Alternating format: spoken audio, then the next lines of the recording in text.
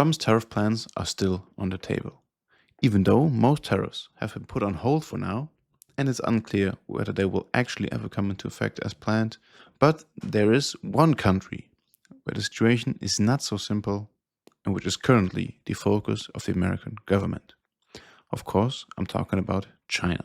But could it be that the country hardest hit by these tariffs might actually benefit the most in the long term? And if so, how is that even possible? That's what we're trying to find out in this video.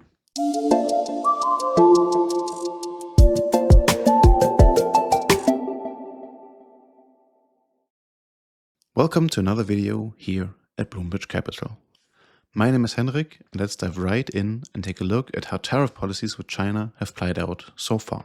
Of course, this goes back a lot further, but let's start in early April when tariffs were raised from 20 to 54%. A massive increase to a level that would already significantly impact trade with China in the long term. But China responded with the same increase of 34%, and then things really escalated.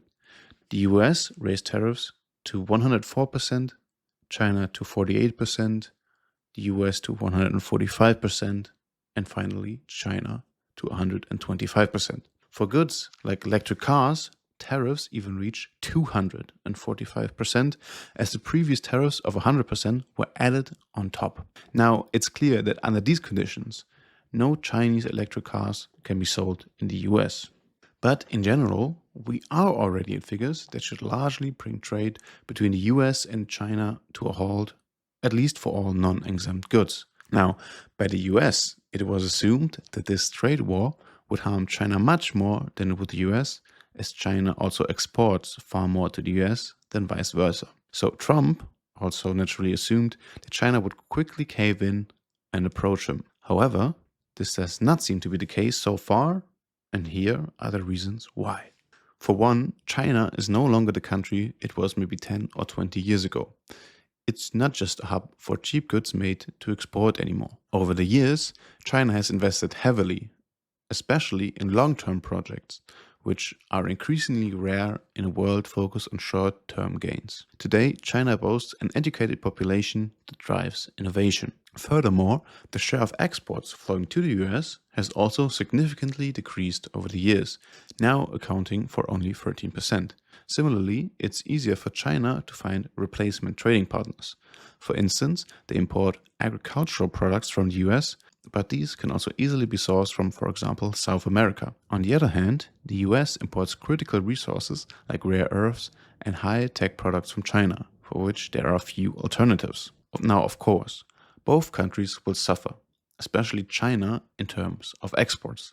However, they should be able to find at least partial buyers elsewhere.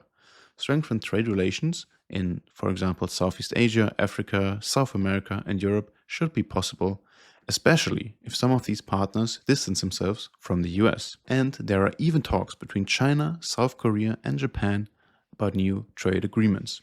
A remarkable development considering the historical tensions between these nations. Nonetheless, industries focused on, for example, cheap consumer goods will be hit very hard. But if you think about it, this sector isn't really ideal to have for a really industrialized economy anyway. High-tech industries are far more interesting.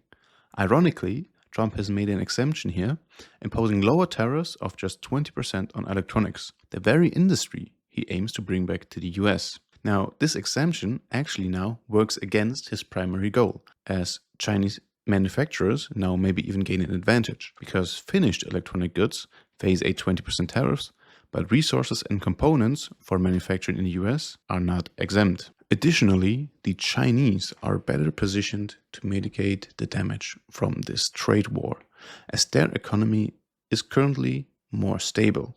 In contrast, the US economy is increasingly fragile due to rising uncertainties. Trump currently aims to stimulate the US economy through lower interest rates. However, Federal Reserve Chairman Powell is opposed due to concerns about high inflation. And these concerns are actually very justified, as the dollar is already losing significant value, and the tariffs are likely to strengthen inflation, driving up the prices of many products.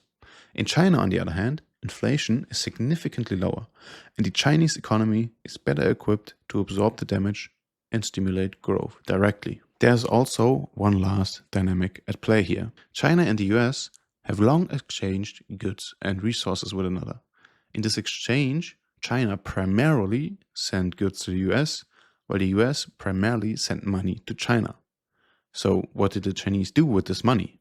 Since it was dollars, they actually reinvested in the US, primarily by purchasing government bonds.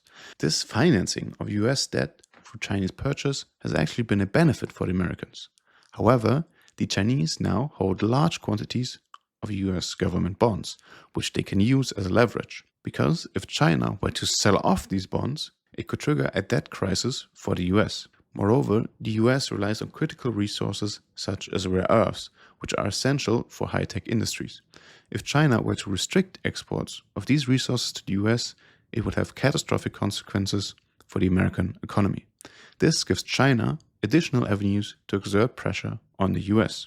But in general, it can be said that a trade war will undoubtedly harm China, and they have no real interest in escalating it. However, they made it clear that they will not back down either and have turned the issue into a matter of principle, especially after wild insults from Vice President Vance. By now, it should become clear that the Chinese are probably even more able to endure this trade war than the Americans. This would show the world that it is indeed possible to win a trade war against the Americans and would cost Trump considerable political support while strengthening China's position in global politics. Above all, it would call into question the US's role as the leader of the global economy and holder of the reserve currency, the dollar. Now, if you enjoyed this video, we would appreciate a like and a sub, and see you next time here at Bloomberg Capital.